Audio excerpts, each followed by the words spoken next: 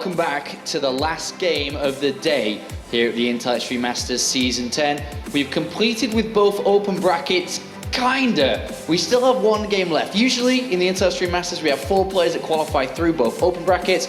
We already have those 4, but because of a dropout in group stages, we have one final match remaining. We'll go into that in a quick second. Joining me here is Kolaris and Todd. Good to have both of you on the desk for one final time. Have you had a good day so far? Yeah, the games have been good. Like really back and forth. There's a lot of variation as well, so I've been enjoying it. Todd? Yeah, it's been pretty good. I just pictured In Control doing an impression of you when you did this. Yeah? In Control's a very good impressionist. Yeah. He does a very good Todd too. Very fluent French accent. No, he doesn't. It's Roddy only that can do me. Roddy's pretty good at you. So Actually, there's one other guy that can do it really well, is Nathanias. He does a lot of complaints very well. Let's go ahead and take a quick look at the open brackets. As mentioned, we finished with open bracket number 1, and here it is that is completely played out. One person, though, from this open bracket is Bly. They're kind of in the middle, slightly to the right, who lost versus Hero Marine, got knocked into the decider match, where he had one more opportunity. We can go forward into open bracket number 2 as well, where we have in the same position, unfortunately, uThermal was unable to defeat Rhett just now, and now must go up against Bly. We've played a total of 8 best of 3s so far. It seems like it's been a pretty fast day, and it's only day 1 of day 5 in total of the Intellectual Masters. Lots of fun, but now serious business. As Kolaris would say, Todd, it's a do or die moment. Yeah, and uThermal, it's going to be his 3rd shot, his 3rd match points to make it here into the group stage. If he loses, man, I'm going to be really sad. I'm going to give him a hug, I think. It is a devastating loss, of course. Like, all right. So many chances, and like in TVZ as well. Like it's supposed to be, one of the matchups that he liked, but it's just not having any success except this one map where the double proxy Reaper walked. Yeah. What have you seen so far today, Kolaris, from uThermal? Sorry. Let's go to Bly first. Let's go to Bly first. Sure. We can do that. Bly is, I don't know, he's always kind of a real wild card, to be honest, whenever he comes into these tournaments, and he's always able to exhibit like crazy strategies and far out stuff. But the thing is, for him in 2015, is he really breached Challenger much. Like, he is kind of in the air of Challenger player, whereas uThermal for me in the European scene has like transcended that a little bit, right? So I think it might be a little bit hard for Bly. All right, well, Bly has another opportunity as well. He's similar position, of course. These guys have had one before, uThermal, one extra one. Bly is feeling great. He's had a long rest. There was a big difference between finishing open bracket number 1 and being where he is now. He's been chilling out in the crowd. He's been speaking with Hero Marine a lot, talking about the games, just relaxing and composing himself for this next match. But uThermal, kind of in a different light here, has had to play game after game after game, and as you said, has lost quite a few in a row. Do you think that's going to burst his confidence? Because at the start of the day, when he did lose the initial match, he was like, you know what, I got another chance, it's no problem. But he's lost that as well. Yeah, there is a chance. He needs to somehow, I guess, like find a way to awaken himself and like play better. Maybe he could go to the toilet, like splash his face with water and like scream, "You're the best," in the mirror, and then like he's back in here like playing his best all of a sudden. But something needs to click, because he hasn't looked, as good as I think he can actually play. Even though, he's been like very build order involved. Yeah. But even like some of those decisions, they were a little bit weird, like that last game against Reds, playing so passive and stuff. I said it from the start in the cast, like if you do that against Reds, you're going to be in trouble almost every single time. I mean, it's a huge difference of game though right now between playing against Bly, who's let's just say a crazy type of player, compared to playing against Rhett, who's like, if you don't actually touch me earlier on, I'm going to crush you, because that's how good I'm playing right now. But now he's going up against Bly, and needs to kind of rethink his game. I think it's probably better to go up against somebody like Bly, though, if you're uThermal there, because you play a lot more standard, like you play defensive, and if you can, go into a longer game, I think you're going to be able to do really well. So I don't think he will mind. He's probably going to be pretty happy about having to play Bly for his final match to try and qualify rather than Reds or something like that. Well, Bly, he's played against Terran already today. He couldn't deploy his aggressive strategies like he had done against Protoss Kolaris, because it just doesn't really work unless you go in full gung-ho and expecting to lose rather rapidly. You have to play a normal game, which Bly did attempt, but he wasn't able to pull it off as good as most other players did. So you think that he is going to be hurting here, like you said? Yeah, I think so.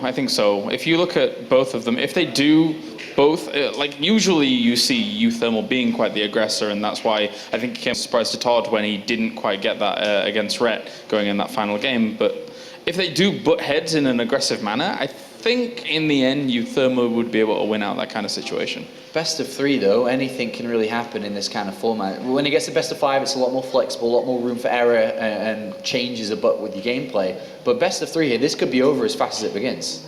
Yeah, I think definitely. The thing is, best of 3 is still a little bit volatile, so it's going to be very important, I guess, for uThermal to try and play solid, read into what Bly is doing, and for Bly to, I guess, maybe somewhat surprise uThermal, be it with a crazy all-in or some actually solid play, which I don't think too many people expect out of him at times. This is almost like a moment for Bly where everyone, has seen his Twitter feed, you've seen, the Reddit post, including his Twitter feed, was like, #Bly on fire, and then you look at results and you're like, really? This is the type of moment where he's like, no, actually, I made top 16 in the NT3 Masters, I broke out the open bracket, and then we'll see how well he does it in the other groups. You know what's funny? I feel like this is really something that your father, Red Eye, would say on something like this, a panel at this moment. But my father? I guess it's quite true, to be honest. Grandfather. I guess it's quite true, though. Like, Bly hasn't had too many big results, so like if he makes it there, then there's quite a few more matches that he gets to play in as well. So it'd be really cool for him and like a good result, even if it's just top 16 and he ends like in the group stage.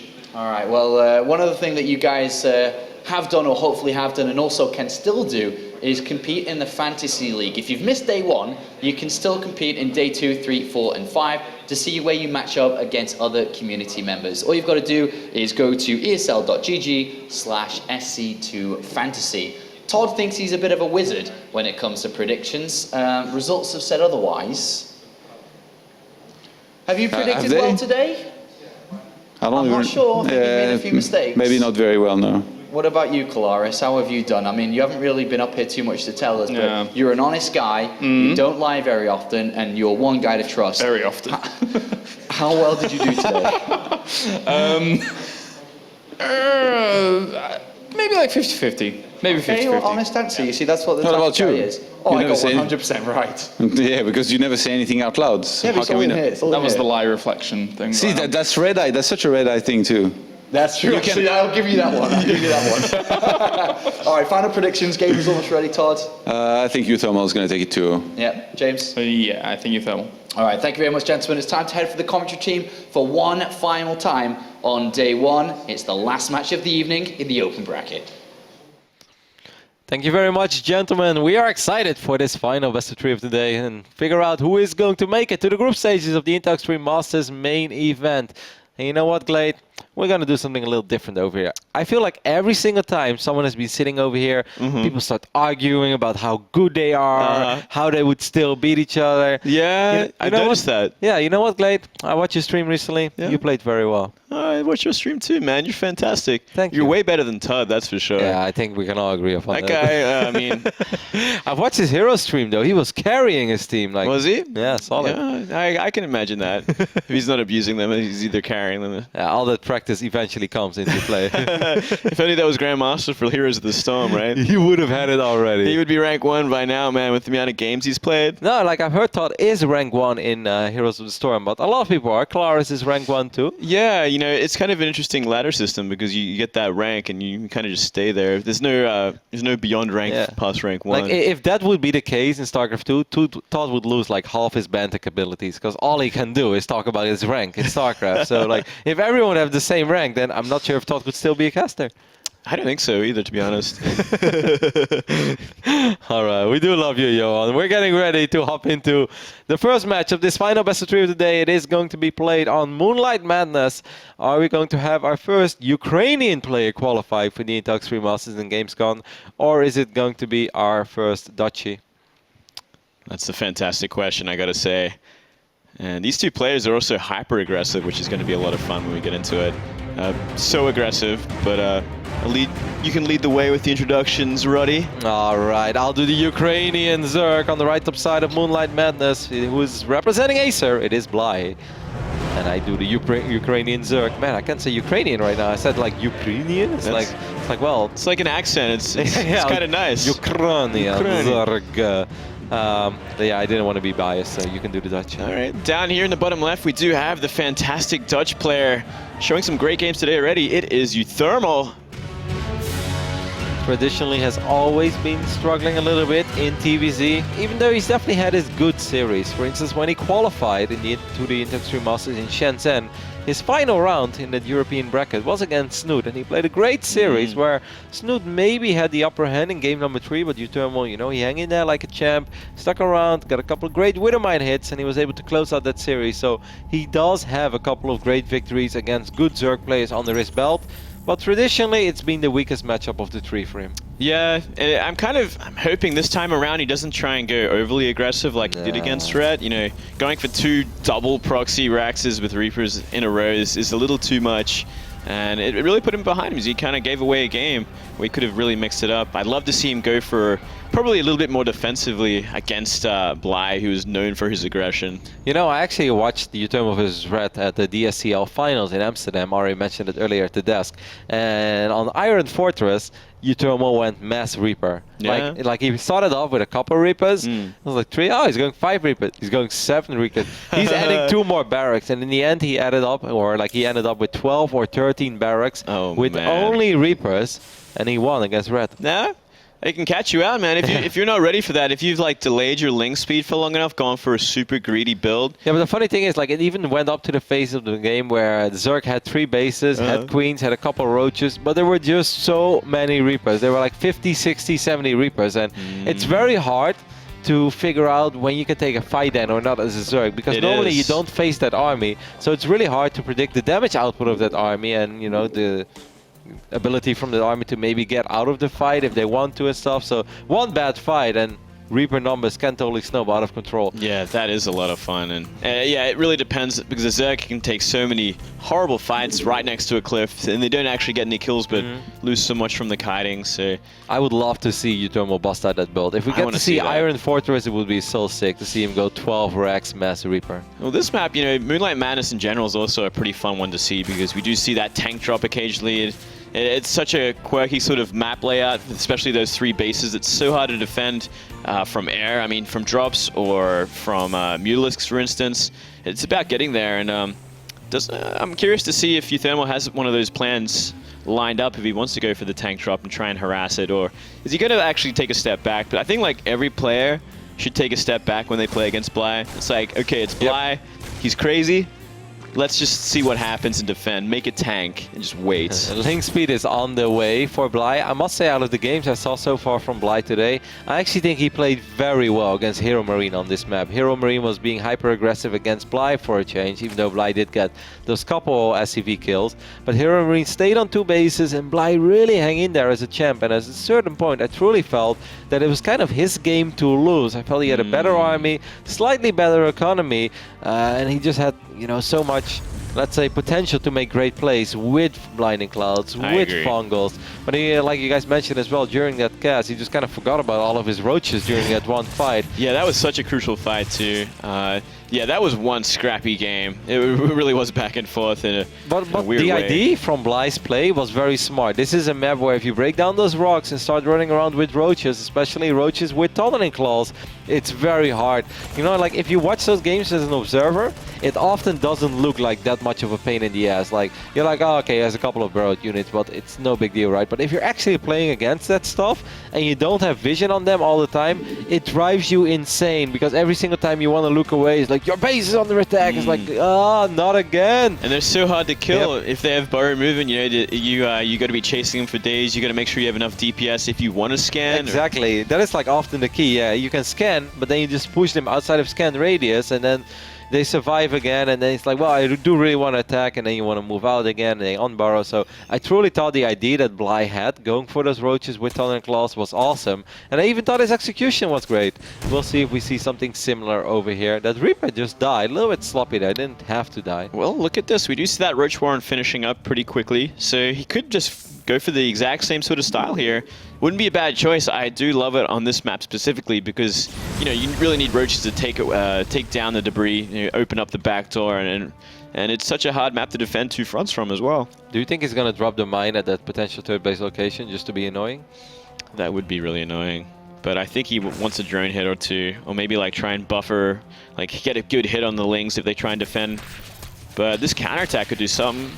Yeah, these two Hellions should be able to take care of it. He still has a lot of Hellions out on the map as well. A little bit sloppy there by uThermal. He was tanking a lot of shots from that Spore Crawler, and that's why this medevac is so low on HP right now. Oh, big hits as well. Wow. Oh. Man, that's Spore. That's really smart. That's cool by Bly. I like that a lot. That's ridiculous. That's actually saved his life. Can you imagine if 5 Hellions got in there? There's nothing to defend, really. It's just a bunch of Lings. Wow, that's really smart by Bly. Yeah, actually, I haven't seen it a whole lot, a wall off like that. I think it's extremely smart. Of course, you can just uproot your Spore Crawler and reposition it later on. So it's not even that you have to destroy one of your own buildings. One of those. Sometimes you see people destroying one of their evolution chambers when they made like 3 or 4 out of panic mode. But yeah, cool little move there by Bly. Excellent. Yeah, it's cute. And you know, I wonder, did uThermal pay attention to the games that Bly played earlier? Does he know that he goes to style on this map? We do see a Banshee coming out, but might want to invest in tanks, which he already is. That was the final series of the previous bracket, and I'm pretty damn sure that by then uThermal was already starting his bracket. Played against Torrentius, I believe, or he played against the Protoss first. I think he played against Goody as well. At least uThermal was already starting, while Hero Marine versus Bly was on the way. Maybe he did some homework. Maybe one of his managers that is present over here at the venue told him what happened. Spore's back. There's no way he's getting in there. He's going to get a Queen for his efforts though, but that's like a lot of Hellions for a Queen. A lot of map control gone. What I thought was really funny is that he got a creep tumor over there by accident, but that tumor wasn't active, so it's not really the end of the world. I think it would have been a lot better for uThermal if he would have dropped that mine. I mean, he got the 4 kills, but if he would have been able to get it out of there and then drop it at that potential third-base location, yeah, that would be very good. frustrating, very, very frustrating. Or even keep the Hellions there as well. You know, they didn't really get anything done besides kill a Queen, but if you have the Hellions hovering around, denying creep at the third base, and then deny the drone, like you're buying yourself a lot of time. Yeah, and this all goes back to that very first moment when the medevac flew into the main base. I don't want to be overly nitpicky over here, but that is such an important key moment in the game because that represents your aggression, represents how long the aggression will stay around, and it gives you so much option. Instead, he unloads above a Spore Crawler, tanks 4, 5, 6 shots, and that makes it already incredibly hard to ever pick up any units when there are 2 Queens that are standing on top of those units. Yeah, you got to be on top of that. And this Banshee harassment, not going to find much here. Might want to bring them home considering a lot of roaches are heading to that main base. Not really a big block off either, and only a couple of tanks and a few Marines to defend. Roaches can jump on top of this. 2 Banshees though are going to 2 really Banshees, a Marauder, and a bunch of Marines, and 2 tanks. I think that's a little bit too much. You know, Bly picking up a couple of depots is nice, but I think he wants to get out of here. You don't want to give away too many roaches for nothing. They're cheap, Glade, but they're not that cheap. Yeah, they are. They're not that cheap. You can't get away with that. Not when there's 3 Banshees wailing away at them. You got to get out of there.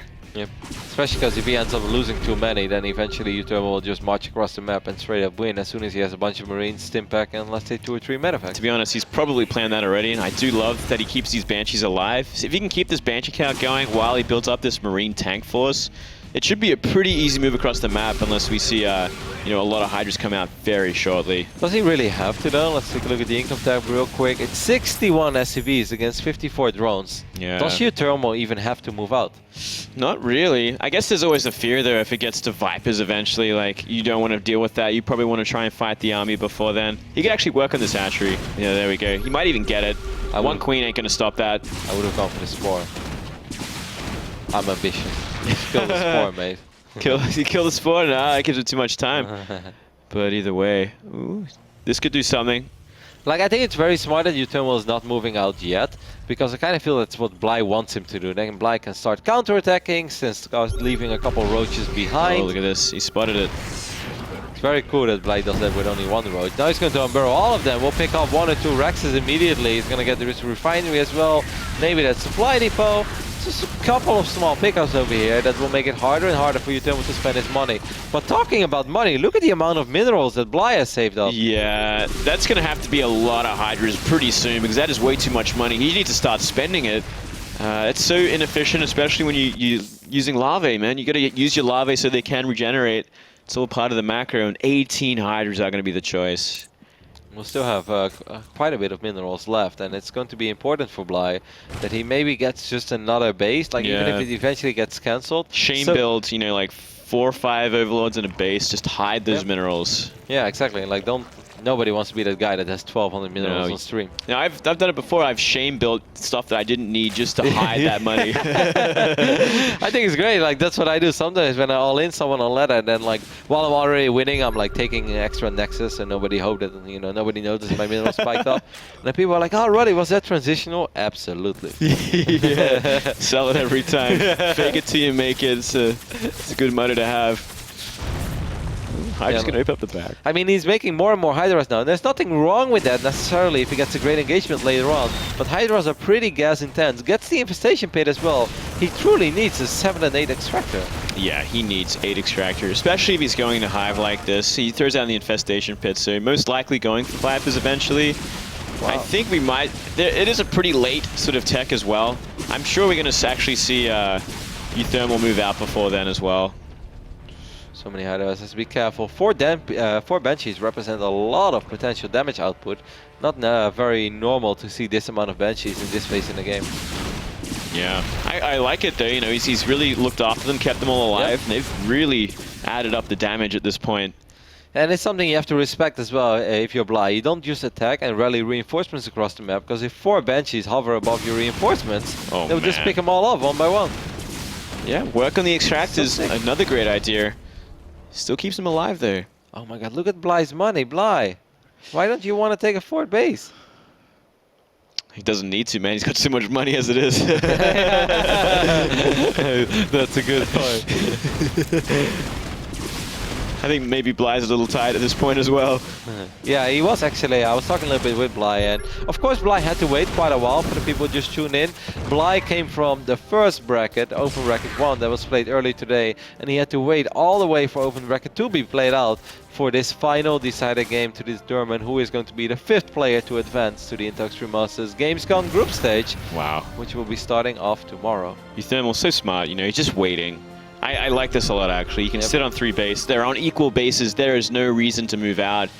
In the old days, I would always say that, like, as long as Terran gets up to this phase in the game, then it's pretty much they have an invincible army for Roach Hydra to kill. But Roach Hydra became, of course, a lot stronger as soon as people got a lot better in controlling Infestors and Vipers at the same time. Because I do believe that the combination of a maxed out Roach Hydra Viper Infestor player could beat the army that uThermal is currently being maxed out on. But it's very difficult to control as a Zerg. Certainly so. I'm so mad that Bly just refuses to take a 7 and 8 gas. Okay, hey, he's taking it. Wow. Yeah, it's one of the most basic rules in Zerg versus Terran. You have to stay a base ahead because Terran gets so cost efficient, especially when you're using this kind of army against Terran. Roach Hydra is not that good in the late game, especially the Roaches. They kind of become useless, and now that 2-2's finished for uThermal, like he's got some great upgrades to work with here. Poor Bly, it took him forever to take extra hatcheries, then he takes 3, one is gonna get cancelled immediately, and the other one uThermal will just land in the scan on top of that base on the left up side of the map. Some 6 spider senses. Yeah. He saw it with the scan. Now it gets a little tricky because, yeah, he doesn't have the creep spread either, you know, from a 4th base or even towards the middle of the map, which is going to make all engagements harder. Bly is getting really unfortunate over here. Burrows 5 roaches, scan goes down on top of his army immediately. A couple of units are misrallied a little bit there on the high ground. It's kind of sloppy there as uThermal end up losing 4 or 5 Marines and 2 Marauders. Not for a whole lot, to be honest. Yeah, look at this. Great Aspire on the way. If that's allowed to go up and Broodlord's morphed, this could be big trouble for uThermal. He should probably look to make his move before then. I'm sure he is. He's really just sitting outside the creep range there, starting to work on that, deflecting anything that comes his way. So uThermal has most of his units on the other side of the map, I believe, so these roaches could potentially be very annoying. First Corruptors are on the way now for Bly as well. He could even do a small little drone trick and maybe end up with 214, 215 supply. Something we haven't seen in a while, but right now making 10 spawns is absolutely not going to hurt him when it comes to the mineral department. Yeah, certainly not. And somehow keeps that planetary alive, but it's burning down. If he's not paying attention, it will go. This game is being very silly. This is not what we had in mind. 175 supply now for Bly, but he's getting his first Broodlords. Would probably like to get a few more, as he has a couple of free Corruptors now left as well. But ooh, he needs to. Is he gonna he's gonna repair instead of? It, yeah. Oh, he's just teasing us right now. He's got more coming. Okay, let's see. Oh yeah, he is. No, they're bringing. I think okay. Well, Okay. we're gonna get engagement in the middle of the map as uThermal is cleaning out these Kryptons in the high ground. There are Vipers out though, and there are Broodlords on the way as well. Bly is sending a few more Roaches, I believe, to that forward base of uThermal. Let's take a look. He did repair it pretty much all the way up to full, so that's well done. Yeah, well, these Broodlords are going to create a huge problem. He's going to have to retreat from here. There's no way he can fight when these Broodlords start working on the bio. Tanks are just going to team kill. Yeah. Do its If own you're damage. uThermal right now, most of the time you should just be patient. Like, don't think it's okay, because most of the time it's not okay. But he's still going to try, but like you said, these tanks are just going to team kill. A lot of friendly fire being done, because these tanks are shooting at those Broodlings, and a couple tanks will get picked off immediately. What? Did he just abduct? Wow. He abducted his own Broodling? Did he really? Yes! I didn't even know you could do that, but it makes sense, I guess. Oh my goodness, he wasted a lot of energy on this abduct, so no blinding cloud for the next fight, but with these Broodlords and the Infestor Hydra to buffer for them, there's no problem there at all. How many Vikings are we looking at though? Without Vikings, this is going to be extremely difficult for uThermal. uThermal has 2 Vikings at the moment. Stimps forward, gets 1, 2 Broodlords. That's pretty damn nice for 4, 5, 6 Marines. It's going to really even it up, but these tanks are still getting demolished. He needs more Marines up there. It's so hard to get close. There's an Energer. There's an Infestor there as well with quite a bit of energy. Could land another Fungal Growth if he wants to.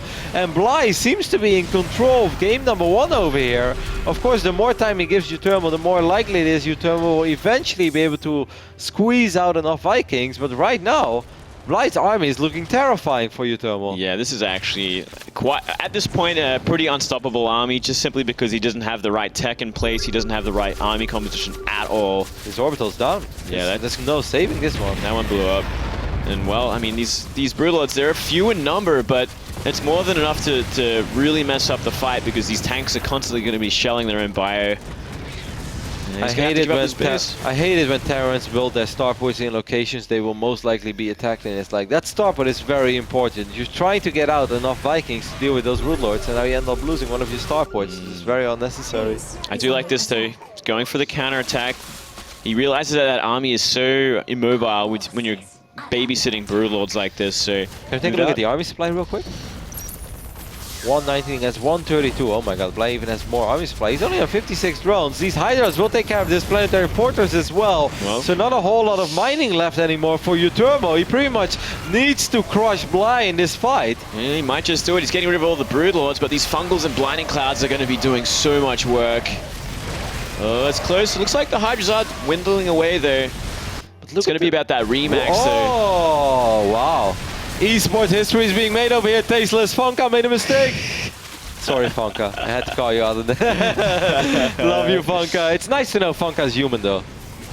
Yeah, it's like one of those few mistakes that'll happen ever. The first one ever, actually. First one ever, man. Doesn't happen normally. The day that Funka made a mistake. Well, now there's a big problem. Thermal completely caught out in that composition, that tech switch, and down 50 supply. Only has 1 mining base now. Bly's looking fantastic all of a sudden. This is one of these games, like I'm sure you're familiar with this. Like you're playing a game, and then you kind of think it might be close, and you finally clean it up, and then you watch the replay, and then it turns out your opponent had 6k minerals in the bank all the time. And you're like, oh my god, this guy, like, he was awful, but he's just so much more money. It's actually really depressing. Like, you have a fantastic game, like, man, that was a great game. And then I just had enough, and you watch the replay, and you look at the mineral count, it's like, this was never even close. This was super unfair. How did I get in this situation? It's like, how did the game go for this long when he had this much money? Yeah, and I think that's kind of what this uThermal's thinking right now, because he just crushed a pretty expensive army. Of course, he's aware of the fact that he lost mining bases, but he also knew that Bly was on 3 bases for the longest amount of time, and that normally is supposed to be a good thing for you as a Terran player, but Bly is being close to maxing out again. The only issue Bly has is that he's still a little gas starved, but that's all. Yeah, that's always going to happen when you forego that 4th base for, most of the game. Just kind of a crazy thing. These roaches. He's getting an Ultralisk Cavern now as well, which I don't like, because uThermal is already very Marauder heavy, and I don't think that Bly needs to get the Ultralisk. I don't even think he has great upgrades for Ultralisk. I think it's kind of just the potential Remax option. Like, if he wipes out this army, there's not much left over, and there's no tanks or Marauders, go into Ultras, and you're in such a great place. But if you're already gas starved, is it really smart to throw down an Ultralisk Cavern? Well, I mean, it's not going to hurt, right? When you're this small on gas. Maybe in the future you can, because he does have those extra bases now. He should be on about 10 gas, but it still hasn't banked up nearly enough. Yeah, and he's still making a lot of Hydra. He's getting +3 Carapace now as well. Has +3 Whistle. He does have +2 melee, so in case he wants to go for Ultras, they have some upgrades. It's not perfect yet. No kindness plating though, so he would have to invest in that one too. But Bly is going to knock on this. This is a beautiful concave for uThermal. He's heavily down when it comes to army supply, but that's pretty much the best concave a man could have ever dreamed of. It's actually ridiculous that he fought into that, and well, it looks like he might clean it up simply because he had such high numbers. Yeah, phenomenal upgrades as well on those Hydras.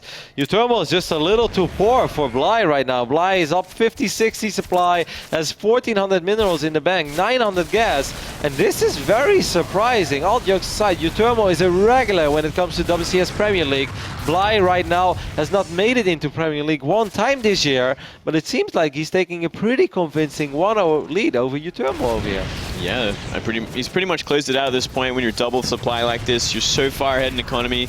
He does have that one mining base in the top left, but I think that's about to go down as well. Yep, I would love to spin this in any shape or form that I think uThermal could still win this, but I really don't think there is any holding this army of Bly's. uThermal is going to lose his last few tanks.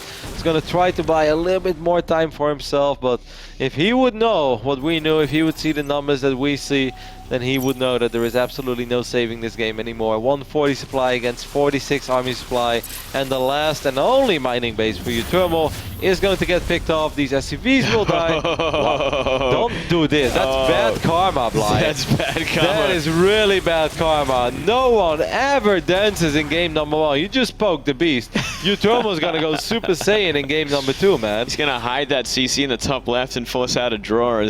There is a guy once upon a time in the past, far, far away, that danced his units in game 1 against Todd. You don't want to see the things Todd did to him in game number 3. Oh, man, especially Todd. Yeah. Salt City, man, he would be so mad.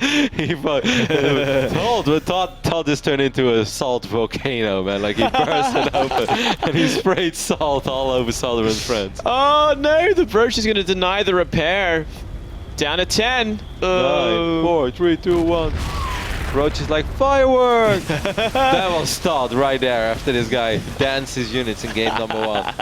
Todd got a sweet revenge. uThermal is probably a little aggravated right now. He's like, really, Bly? You're dancing your units in game number 1? Well, probably mumbling to himself, this is literally the first map you've ever taken of me, and you're dancing your units? It does seem like uThermal's the kind of the emotional type, though, so it is not a bad idea, to be honest. GG.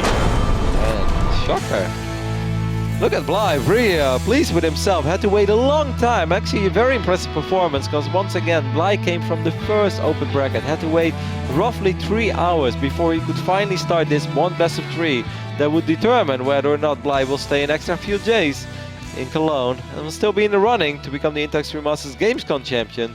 But I would even say, if you look at the lineup, as a professional player, if you get a chance, an opportunity to play on a big stage against someone like Sewer Innovation, I think that's a great opportunity. And of course, you know, you can always hope for the easier draw, but if you do get that option to play against a Sewer, against an Innovation, like, I don't care what you tell me. Yes, these guys are professionals, but those guys, they're still sort of idols as well, because oh, absolutely, they're almost playing StarCraft in their own little universe. Yeah, they really are. Yeah. It would be a lot of fun to see him take a putt shot at that. I've always wanted to in the past. I can totally see Bly freaking out Innovation with his crazy belt and then dancing his units in game number 1 against Innovation. Never do that to someone like Innovation. He's gonna rage. All right, we're gonna head over to a very small commercial break, and after that we'll be back with the conclusion of day 1 of the Intact 3 Masters Gamescom. Welcome back, everyone, to the final best of 3 of the first day of the Intact 3 Masters Cologne, which will be happening at Gamescom, at least the final day. I'm of course Kevin the Carlson. Rather than with me is Moonglade, and contrary to popular belief, he is not a serial killer. No, I'm not. I'm certainly not. Not that you guys know about anyway, so just keep it down in Twitch chat. If you guys wonder what we're talking about, of course, we're in the breaks. We like to read Twitch chat a little bit as well, and man, you guys have been so kind to us. I apparently, like, I look stressed. I 420. He's a serial killer. It's Twitch chat in a nutshell. Big shout out to all of you guys watching, of course, on Twitch. Hopefully you're enjoying the show.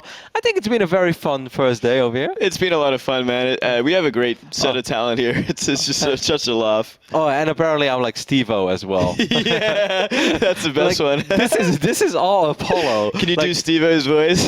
Well, I think something like else. every single thing he says is a curse word, which I don't want to repeat. He can't so. do that part, but he's got that excellent voice. But, He does say, he for a bit he tried to start up his own YouTube channel. really? Yeah. I would have watched that. Yeah, I watched a little bit of it, and he came across pretty genuine and sweet. Either way, we're getting ready to hop into game number 2 between uThermal and Bly. uThermal looked a little pissed, maybe bored, but I can't imagine him being bored because he must want his sweet revenge on this Ukrainian Zerg spawning on the right top side of Cactus Valley. Of course, representing Acer, it is Bly. Playing a great first game, and here we have the other player. In the top left of the map, Cactus Valley, it is uThermal. Looking for revenge after that dance. I have to admit, I want my boy to step it up a little bit now, Moonglade. I've been hyping uThermal quite a bit lately, and I hate it when I look silly. According to Dario, I look silly pretty much all the time. But that's actually... Apparently Twitch chat as well, man, Yeah, well, I knew that already, but like when it comes from Dario. No, but uThermal is such a phenomenal player. He had a great run at the Index 3 Masters Shenzhen qualifier. Looks so rock solid when it comes to WCS qualifiers and stuff.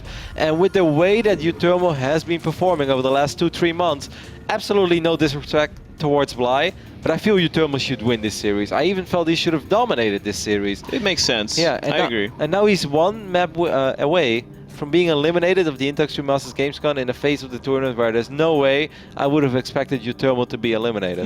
I think it's a lot to do with how the day has turned out, how long the day has been for these guys as well. This is like uThermal's 3rd chance, I believe we heard on the panel as well. He's gone through a lot of negative emotions already. He's probably pretty drained at this point. Same with Bly though, and he's kind of reflected in Bly's play. He had such a bank so early on when we were kind of confused, and he shame made 18 drones and a couple of hatcheries. And it made I've never heard that expression. Really? Do you guys use that a lot? No, it's just me, man. Oh, right. I was about to say, I was like, I feel like I'm missing out on the inside joke over here. Like, I get it, and I think it's funny, but I haven't... There's that, and there's rage building overlords. Yeah, I do know that one. It's like supply block 2, 3. It's like, why am I still supply block? And then like 7. Yeah, it's like make like 8 overlords. You put 800 minerals into like the first 8 minutes of the game in overlords. It's like, well, at least I won't be supply blocked anymore. Like, yeah, something. you're like 150, like 60 out of 150 or something. It's like, I do know that feeling. It's like sometimes like you're waiting, you're looking at your supply, and you're like, my pylon is about to finish up, right? It's like, I could swear I built a pylon. Then you look and it's like, there's nothing happening, and then it's just like, then I hold down E and it's click, click, click, click, click, click, and it's like 7 or 8 pylons going down immediately. worst feeling in the world. Yeah. Oh, look at this. Marines have been waiting for the overlord, but that was a hatchery. Is he? Sorry, a pool first. He's gas first. It's like, uThermal, you're playing against a Zerg player over here. You know that, right? Yeah, that's crazy. He could actually kill this overlord, but he's scared of these lings. If he committed, he'd get it, but he's not. He's playing it safe, which is smarter. He didn't know where those things were going to be. But let's talk a little bit talk to me about this opening, Moonglade, because you are the resident Zerg expert over here. The only Terran I've ever seen doing this in like high-level competitive StarCraft 2 is 4GG, and it was horrible against Live on this, how's this 3-play map called again, with the Zelnaga Watchtower in the middle? Well, they all got that. Merry-go-round. Merry-go-round. Oh, yeah, I think he did it at the DreamHack Winter back then. And it's going to give you the option to go for fast Hellbats as well, right? Like, you can do a lot. You're going to get Hellions out so much quicker. Behind that, you can get like a fast starport if you want to. You can be aggressive. Yeah, at least he is dropping a command center behind this, so it's not super all-in, but this is a very uneconomic opening, to say the least, for uThermal. No, it certainly is. I guess it gives him a little bit of safety, or a little bit of map control that he wants early.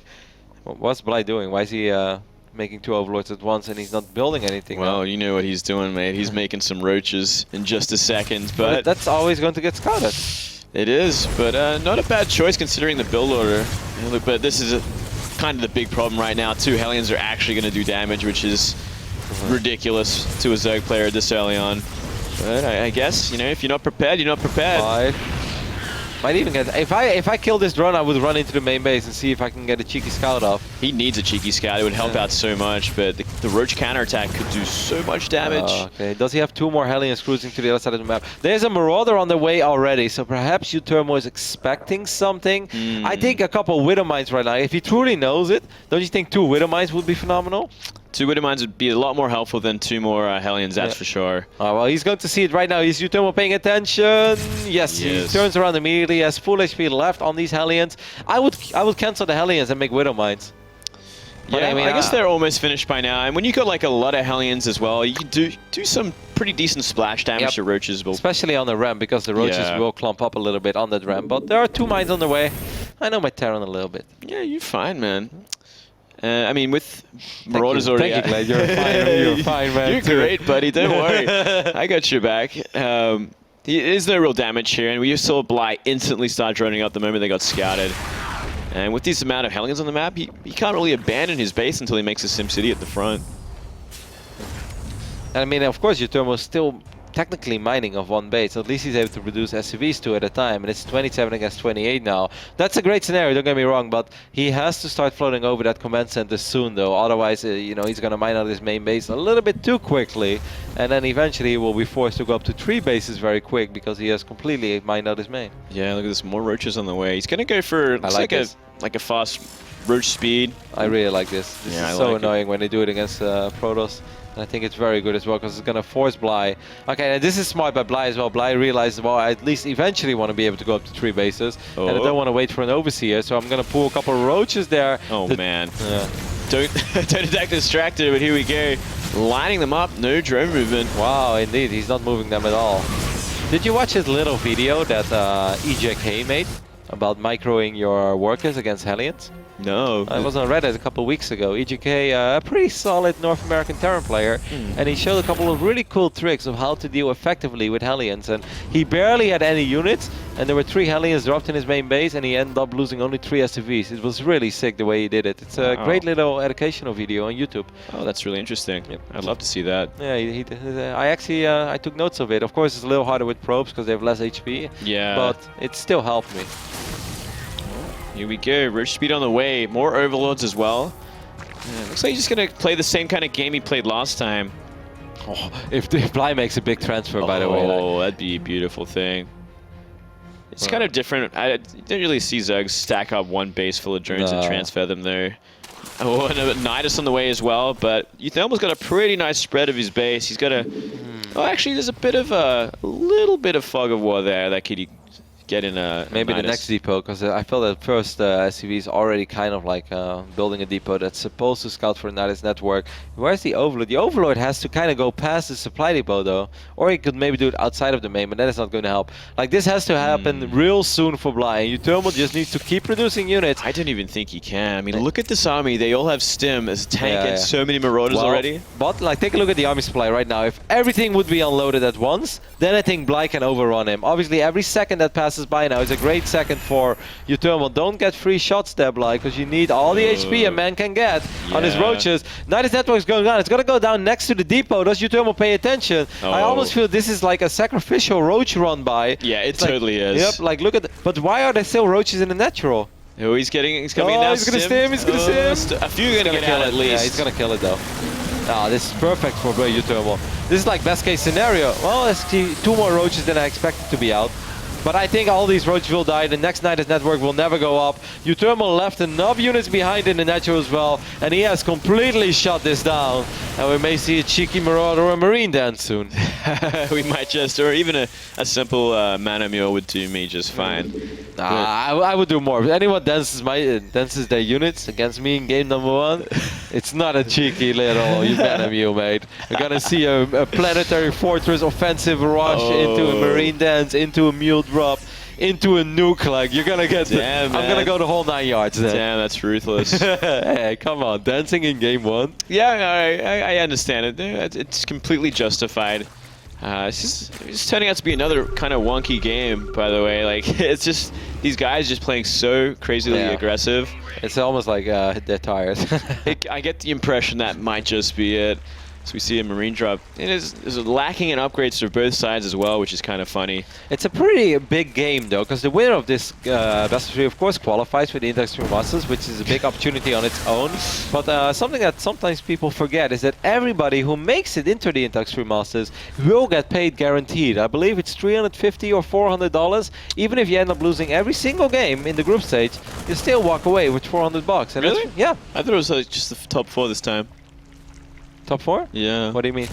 Is it prizes for top 4 and that's it? No. Yeah, You sure? I think so. That would be really unique. That would be very different. But I know exactly what you're talking about because it's always usually been that way. I could be wrong and maybe it's not a... But I was looking at the Wikipedia page. I really can't imagine that. I want to verify that now, so Glade, take it away. It's all you. Right. No problem. We do see a lot of bio from uThermal. Barreling down towards the natural here. There's still a lot of roaches, but he can kite them for some time. He does have enough medivacs to really heal up this army multiple times as well, or simply go for the drop. And that's one great advantage you have against roach, or these ground styles, is that you do have a lot of freedom with your medivacs to just go for big drops time and time again.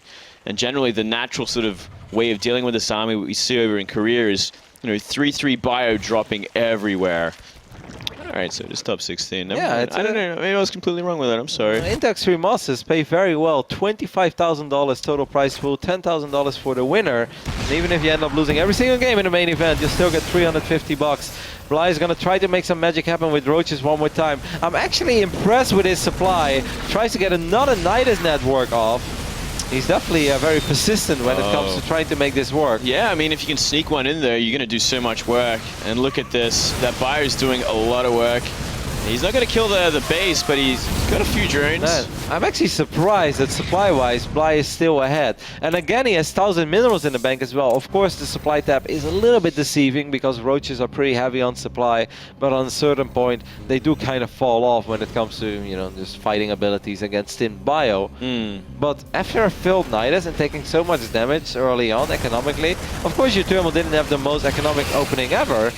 Bly is putting up a really good fight over here. Yeah, he is. He's really gotten to his groove dealing with this kind of army, and this double drop towards the main is going to do a lot of damage because there's nothing there. He's going to have to run all the way from the third up here, and if he's on top of his stems and he goes for the drones, he could do a lot of economic damage right now. That or the evolution chambers are going to be golden. Well, it's going to be difficult for Bly to defend both locations at once. He's going to not actually end up in the evolution chamber. If these Marines wouldn't have moved and would have just been left behind to click on the evolution chamber, they would have actually killed it. But by uThermal running those Marines away, the evolution chamber survived. And Bly is actually defending both locations at once. Of course, it does still really suck for him that he doesn't have any creep spread whatsoever. But does uThermal have a third command center? Because I don't think he does. Currently, it doesn't look like it, not at all. So, wow. Certainly one thing going for him, and he's very light on the upgrades, which is something I think is so important against this army. Wow, it's not even +1 armor. Yeah. Oh, that's a sick play. Unfortunately, I think uThermal was not going to try to drop anymore. He's just going to go all out. The big attack. Man, that's almost a Warcraft 3 move. You remember, like against Undead against Orc with the burrowed Crypt Fiends, and then the Wind Riders fly in. Oh, yeah. And then they unburrow and they web everything. Yeah, that's awesome. Oh, look at this. This army is kind of terrifying from uThermal if it can get set up in a good place. But this is also do or die for uThermal. He needs to win this fight because he doesn't have another command center. Small little roach counter for Bly as well. He's going to pick up a couple reinforcements and it's going to do more and more economic damage. Can Bly make a miraculous hold over here? It's going to be hard. The counterattack's not going to do too much either, considering all those buyers waiting at home. It's about getting these tanks sieged up in the right place so we can cut off the natural from the third Bly, base. you're only fighting with half your army. Not even half, more like a quarter of your army. Yeah, there's no way at this point. He just lost half his army for nothing. He has 19 Hydralisk on the way. Bly really could have perhaps pulled that one off if he would have got the engagement that every Zerg is dreaming of. Now a couple of the roaches clump behind those Hydras as well. There's just not enough damage output anymore, I think, in this Zerg army. Yep, and more armies coming from the main base. It might be enough, it's hard to say. One tank remains and a lot of drones from behind. These Marauders, man, there's just so many medevac. All of these Marauders got their personal little healthcare. He's going to defend, but he's down so greatly, losing 22 drones in that. Oh, finally got a Nidus network off. Doesn't have any units anymore to put it in, but hey, it's all about being persistent, man. Yeah. Never give up, never surrender.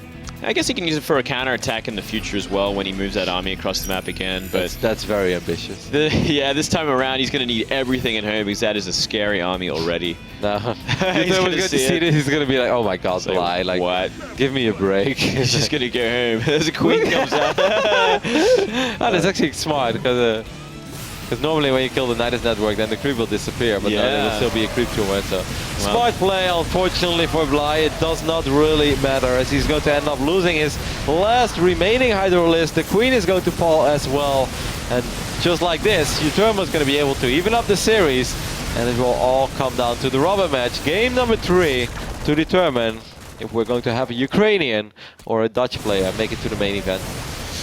Well, here we go.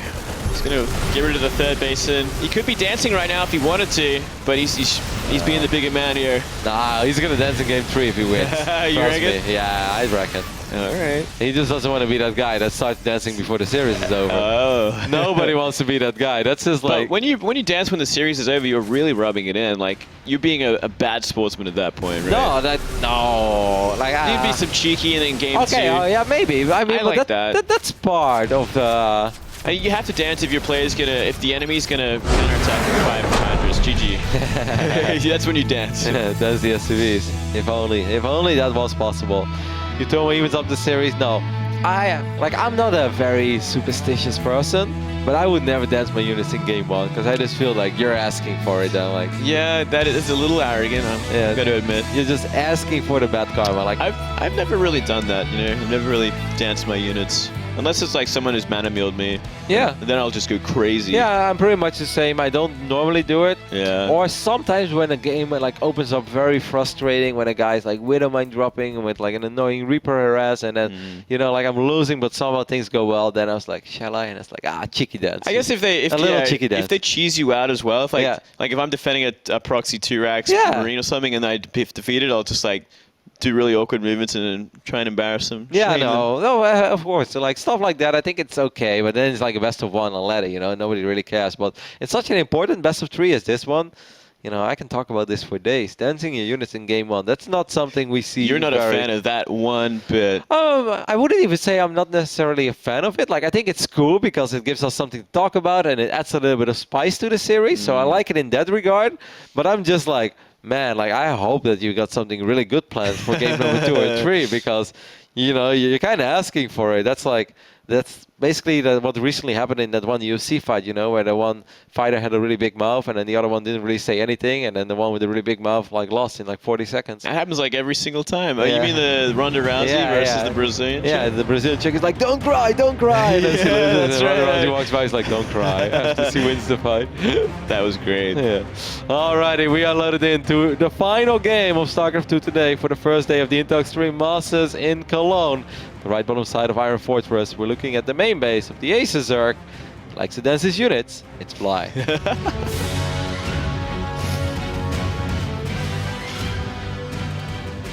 Loves that Roach Hydra style. Here in the top left, we do have the Terran player winning last game. It is uThermal.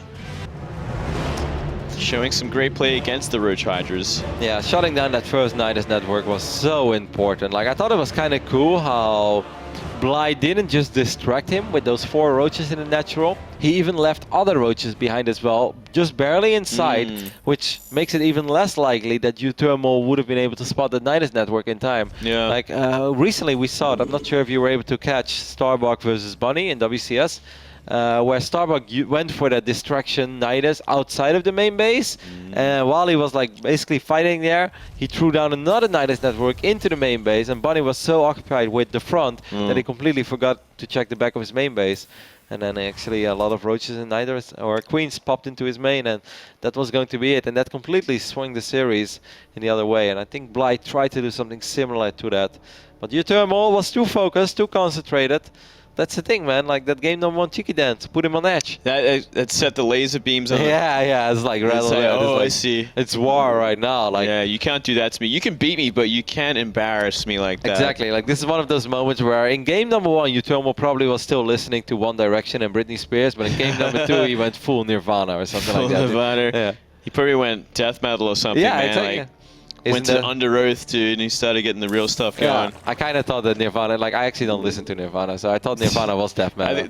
No, man, that's like, I think it's like slow rock or something. Slow rock? I don't even know what you'd call it. It's rock, I guess. Okay. It's pretty chill. Grunge? Grunge? Okay. Thank you, Funka. Yeah, Funka likes to listen to weird music. Yeah, he seems like emo. Yeah, he likes... Oh, I love how he tried to type something and he's like, well, I got nothing. Like, oh, Funka is like the least emo guy ever. He's so happy. Alright, over here we see these Zerglings marching across the map. I don't think Blind knows yet where uThermal has spawned. We may expect it. uThermal again going for that factory before command center. Truly, you could say not wanting to take any risks, but in a weird way, this is a risk on its own. Yeah, well, you know, he's kind of giving. He wants the map control, and it's not a bad map to do it on. The same properties as merry-go-round. It's so open. The natural's so open. Oh, 2 Marines is enough. It should be enough. He won't lose a Marine. He won't lose a Marine. The calls. You should have bet money on that one. Yeah, that would have been the first bet I won this month. Well, as I was saying, when you have Hellions out on the map like this, you have complete map control. It's so much easier. You can go for those Hellion run-bys again. But it puts you a little bit in a position where, as a Terran, you almost have to do something with it. Like, there's a reason why most Terrans get a quicker command center than this, and that's just because it gives them, less of an urge to truly make something happen. Yes, those first 2 Hellions in the previous game, they did magnificent. What was it? 6, 7 drones? Yeah, Something that was like that? sick damage. I do like the Reaper opening into Hellions. You don't necessarily have to get him this early, but it looks like he wants to do for this run-by style again. Yeah, but with 2 queens, it's going to be a little bit more tricky. Let's not forget that Bly only had a single queen on the low ground in Cactus Valley in the previous game. Now he has all queens over here. And now Bly is not a player that likes the super standard game, right? Just drone up, eventually go up to 3 bases, work with minimal amount of units. That's not the way that Bly likes to play StarCraft. However, if his opponent completely switches it up, Bly should be smart enough to realize that I don't really have to do anything crazy now. I can play normal now, already be in a good position. But these 4 Hellions just cruising by, ignoring the queens. It's a drone party once more, man. Oh my god. Oh, this is actually too much damage this time. Oh god, it's not even close to over yet. 2 Hellions still have a lot of HP. 12 drones have gone down. Well. And he's gonna get a scout off in the main as well. Why not? And yeah, that was way too much. And I feel like he really broadcast that he was going to do that. It was kind of obvious. He saw the Hellions as early as they were last game. They tried to run by last game. You have the creep spread. Let's throw down a couple of buildings and block it off with the queens. Save your life. Instead, he loses, that many drones, 14 drones. Game-changing, critical damage. Yep, like we said, uThermal with his opening does kind of have to do something. Well, killing 16 drones qualifies as doing something. Like, that's more than just something. Yeah, that is huge. And we're seeing the same style again from Bly. He seems to be really stuck in this way. He doesn't want to go for the Mutiling Bane at all. He wants to go straight to the Roaches. It's such a shame, because if Bly looks back at this game and if he plays against this opening one more time, I'm pretty damn sure he just throws down 2 Evolution Chambers in the front or Evo Chamber Roach Warren, and then it's kind of a natural thing you do as well in the matchup in general. Is like you want to but normally it's a little bit later, right? Like generally, but if you're going to see Hellions that early, it's like... You may as well. It's like, why not, right? You're going to get these buildings eventually anyway, and as long as you don't take damage, you're going to be ahead. Like, Bly is a player that always wants to do something crazy to get ahead in the game and play it from there. But with the opening that uThermal goes for, Bly actually doesn't have to do anything crazy, because he is ahead as long as he doesn't mess up. Certainly so, it's kind of giving him a reason not to, but Bly doesn't want to take that opportunity. Instead, he just wants to keep going with the aggression. Cut corners where he can.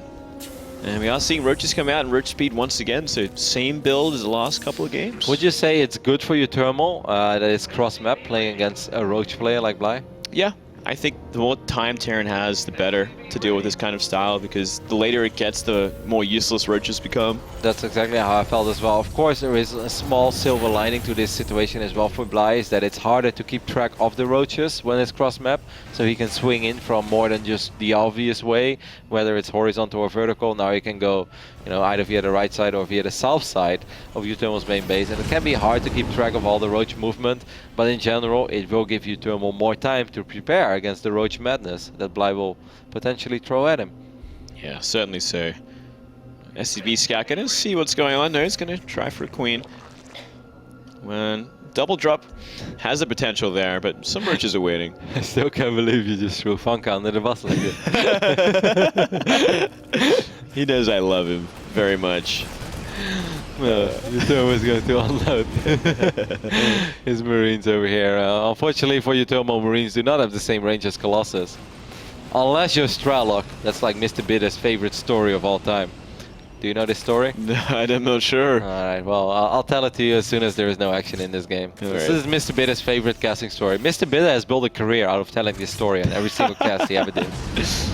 Look at this. He's kind of just using the Medivacs to buy himself a lot of time. He's not really finding much damage there. So in a past far away, we went to China for the Intel Extreme Masters, but back then we didn't have like referees like we have right now, and we were hosting the maps in Chinese, and it turned out somebody hosted the wrong version of, I think Shakura's Plateau was the map actually, the wrong version of Shakura's Plateau. Right. And it turned out that the Marines were not your regular Marines. They had 8 range and double damage. So really? And we didn't notice at first. Don't ask me how we didn't notice. Maybe jet lag or something.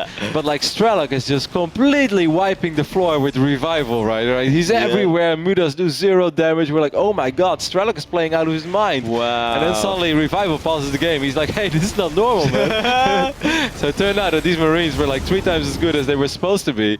And then Strelok tried to argue that he was winning the game anyway. I was like, yeah, Strelok, your Marines at Colossus range. Ridiculous. Anyway, uThermal goes for a big double drop in the back of the natural and does quite a bit of damage actually. He's going to drop in the main base as well. This is the Maru Thermal that we know and love in the European scene. It's not enough roaches either. He's actually in a lot of trouble right now. He's taking way too much damage at this natural and the main base. He's falling apart.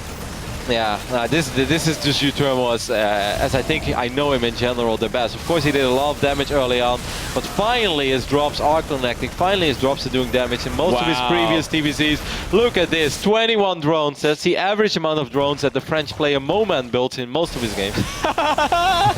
Shots fired. Well, he did all the damage he ever needed to do with these double drops. 21 drones going down, and a lot of that army shaved off because it was such a bad, awkward position to fight in with roaches. uThermal, miles and miles ahead. It's actually ridiculous right now. It's gonna require a miracle for Bly to find a way back into this. You know, I can't believe he took so much damage in the main base and continues to do so. This is too much. This is game-ending damage. How many drones have died in this game? Must be like, I won't say 50, but it's 40 so far. Still a staggering amount. uThermal all over game number 3. Look at this army marching across the map. Do you think their hips will lie? No, I think they're going to be pretty honest when they come across and start shooting stuff. Will their hips lie? Yeah, it's the Shakira song. I like the Shakira, man. Who doesn't? Big fan. My favorite music.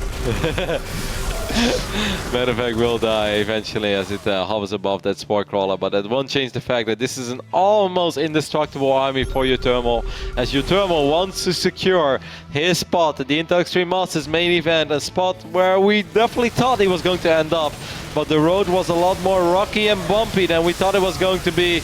But it seems like it's not going to matter in the end, as he just has so much. Doesn't even really have to split over here.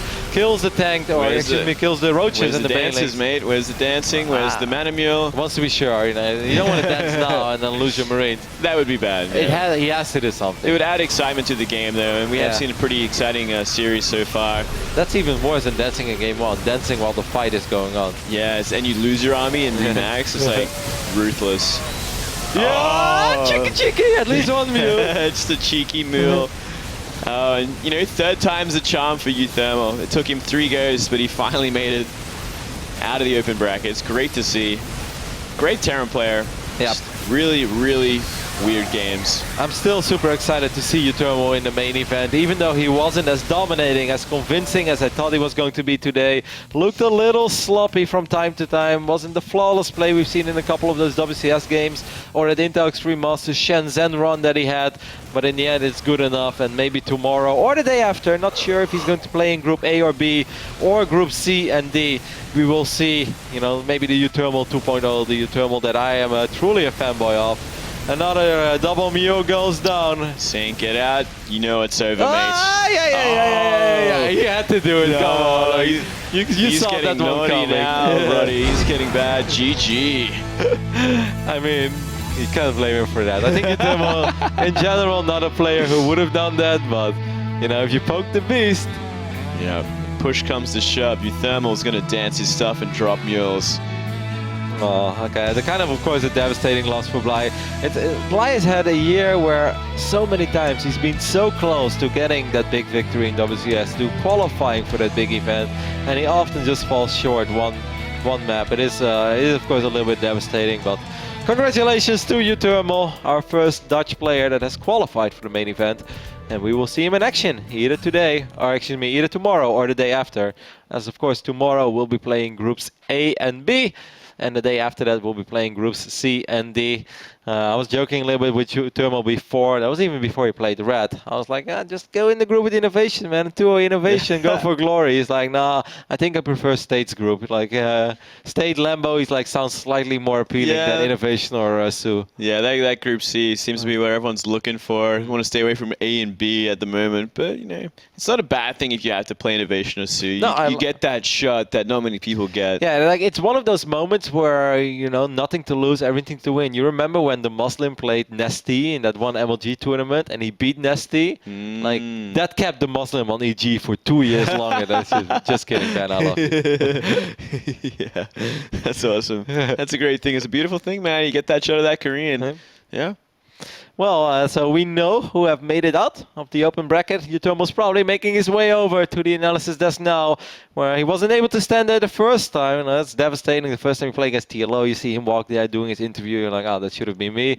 Then you play against Red, and then you see Red make that little walk of glory or pride, and then he stands and he's like, damn it. Well, third time's a charm for uThermal, as he has qualified for the main event, and he's standing with Apollo and someone else.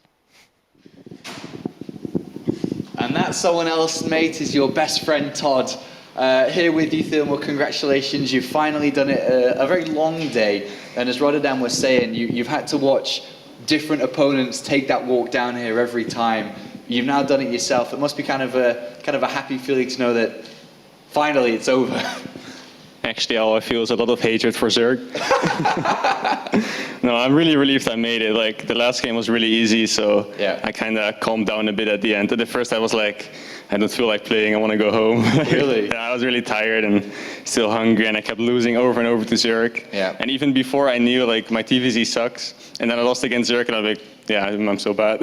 And I keep confronting for myself. I mean, was it more of an exhausting day for you? Is that kind of what you feel now? It's just like game after game after game, and then multiple same matchups back to back, or what was it that was tiring you out? Well, usually I'm okay with that, but like the last 2 months I've been traveling and practicing like non-stop, and it feels like I'm kind of starting to get really tired and exhausted of it. So even before the event, I was like, you know, I'm just gonna see how it goes.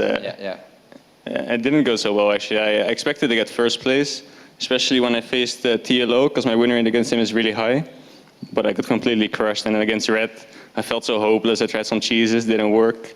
And then against Bly, kind of switched a bit. Like, I got to the defensive side, and the first game was really tough, but then I kind of got my rhythm and found a good build to counter. You said that you think you sucks against Zerg, so what's your best matchup, or like your best matchup, second best matchup?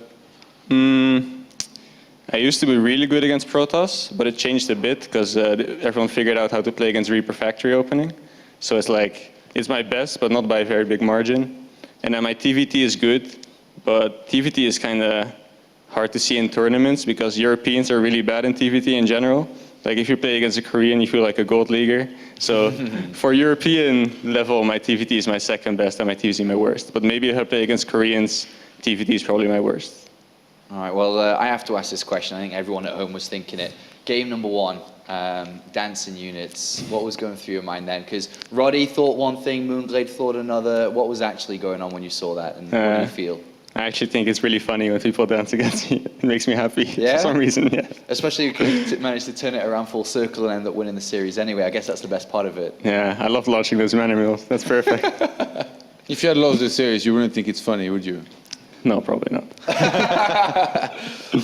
Final question here, Todd, before talking about the groups. Just like you said that you struggled a little bit against Zerg again, so like you had some rough matches. Do you attribute that to fatigue maybe a little bit, or is it just the matchup in general that gets the best of you these days? Well, how would you evaluate TVZ right now and Euro TVZ in general? Well, usually I'm not that affected by fatigue. I always just manage to play my game, but when I practice, even sometimes I'm able to lose against random Zergs because like my micro and macro is good for the matchup and my late game as well, but my understanding is very weak. So I usually end up really far behind after the early game for like, in my opinion, no reason, because I just don't know what's going on, right? So especially, for example, against Red, I try to cheese him because every time I play 3cc against him, it feels like he can just make 100 drones and I'm just behind. Like, I really don't understand how you're supposed to be able to play a standard game. So the most annoying part about that is that I don't feel comfortable. Like, Right. yeah. I felt the same when I played Red before, so don't worry. Like we're in this together, man.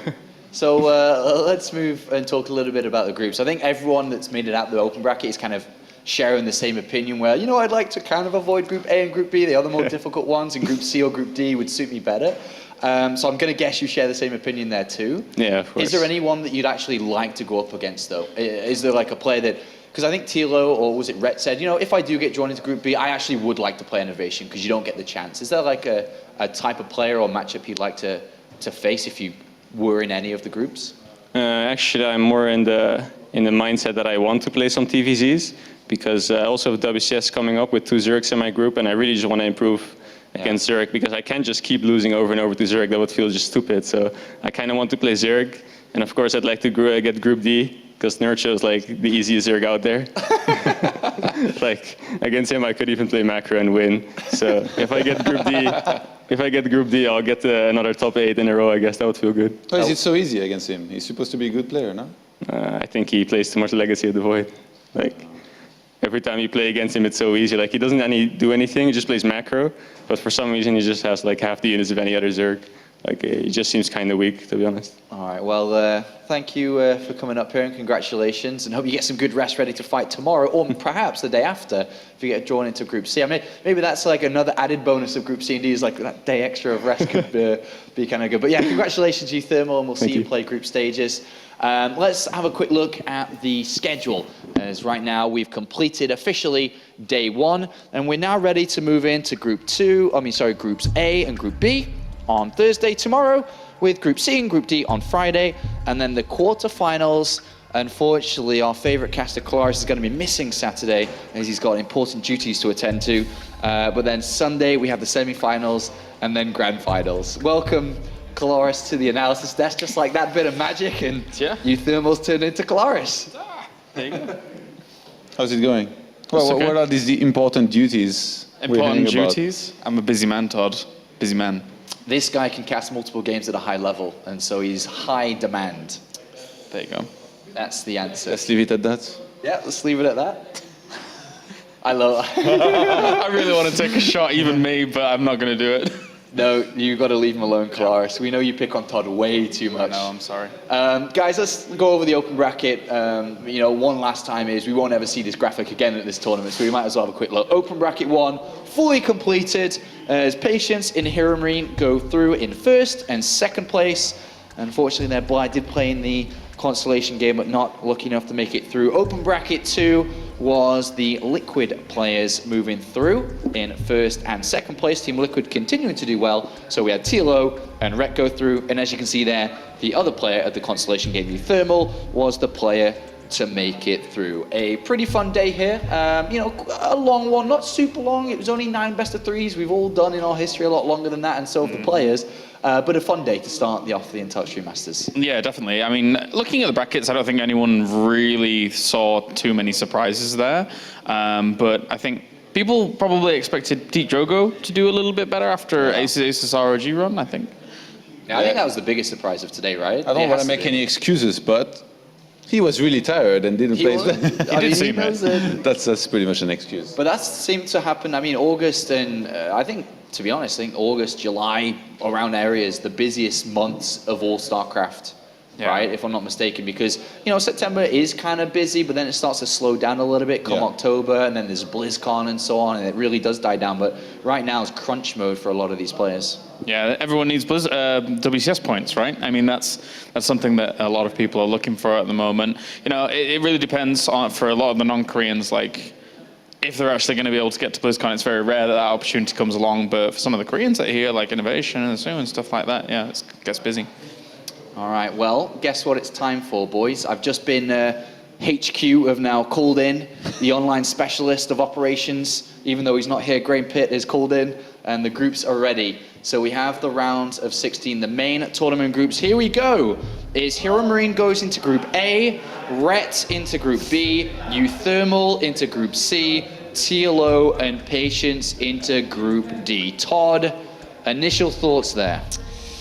Well, Hero Marine and Red, not quite a very lucky draw here. The first match against thoe and Innovation, definitely unfortunate, but you know what? I don't think there is like an easy way to go far in a tournament anyway, so you might as well get down to it ASAP. So that's going to be interesting to follow these guys, and then uThermal in a group with State Lambo for GG.